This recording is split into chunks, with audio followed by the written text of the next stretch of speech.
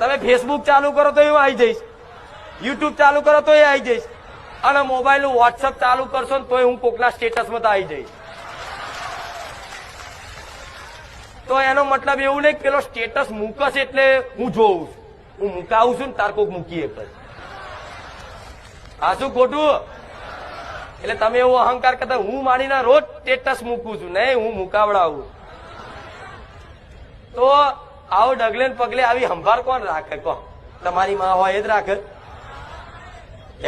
દીકરો માટી રમવા જતો હોય તો 2-4 વરગાડી દે, પણ તમારી આત્માને ઠેસ પહોંચી તો મને પહોંચે. તમારું દિલ કોઈએ તોડ્યું તો સમજી લો મારું મેરડીનું દિલ તોડ્યું. તમારી આત્માને ઠેસ પહોંચી, તમારા સ્વાભિમાન ઉપર આંગળી થઈ એટલે સમજી લો મારા સ્વાભિમાન ઉપર આંગળી થઈ. તમારો કોઈક દુશ્મન બન્યો તો સમજી લો મારો મેલડીનો બન્યો. તમારો કોઈ મિત્ર બન્યો તો સમજી લો મારો મેલડીનો બન્યો. આવો પ્રેમ ના આવો હેત ના આવો લાડ કરવા વાળી માતા હજુ મારો અનુભવ પૂરતો થયો.